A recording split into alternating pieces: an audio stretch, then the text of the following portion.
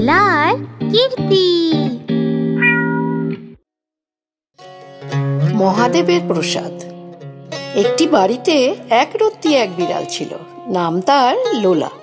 ভারী গম্ভীর মেজাজের বিড়াল সে, কারোর সঙ্গে কথাও বলে না, কিছু করে না। বুলটি যদি একবার তার গায়ে হাত দিয়েছে তবে তার রক্ষা নেই। ওরে বাপরে, দেখো কিরকম আছড়ে দিল। তুই ওর গায়ে হাত দিলি কেন?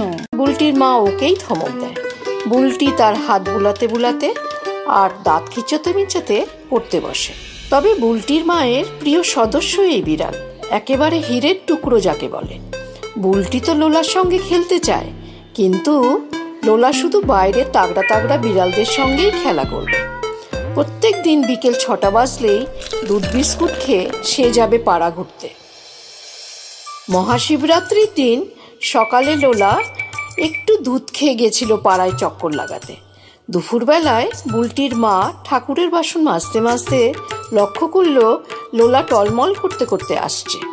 বুলটি, ওরে বুলটি, আমার লোলা সোনার কি হয়েছে দেখতো।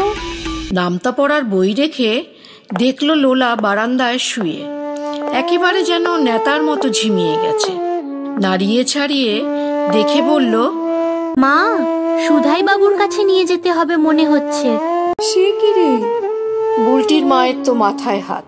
তাড়াতাড়ি করে বাসন মেজে তারা রওনা দিল সুধাই বাবুর কাছে। সুধাই বাবু ভারী পণ্ডিত, পশু পাখির চিকিৎসায় তিনি মেডেল পেয়েছেন। অনেক জায়গা থেকে মানুষেরা তাদের পশু পাখি নিয়ে আসেন তার কাছে। একবার দেখেই বলে দেন কি অসুখ হয়েছে, সে যেন জাদুর মতন। মল্লিকদের পুকুর ধার দিয়ে হাঁটতে হাঁটতে তারা পৌঁছলেন সুধাই বাবুর বাড়িতে। ডাক্তার বাবু, ভিতরে আসবো? বুলটি হাঁক দিল বাইরের থেকে। আসুন।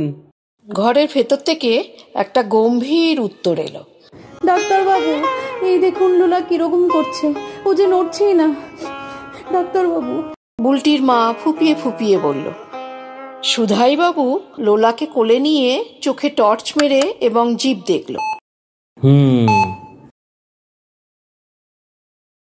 কোথায় গেছিল মন্দাকিনী? সুধাই বাবু জিজ্ঞেস করলেন। তবে তোমাদের চিন্তা নেই, তোমাদের বিড়াল দেখছি লাগাম ছাড়া হয়েছে, ভারী দুষ্টু, নেশা করে এসছে। ভাং পাতা আজকাল জঙ্গলের আনাচে কানাচে পাওয়া যায়, সেই খেয়ে এসছে। তবে তোমাদের কোনো চিন্তা নেই, আজকে শুধু দেখো নেশার ঠেলায় কি করে তোমাদের বিড়াল, বললেন সুধাই বাবু। বোঝো কাণ্ড।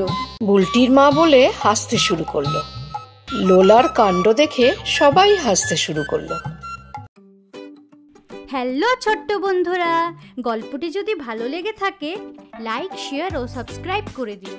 পরবর্তী গল্পে আবার দেখা হচ্ছে। Bye bye.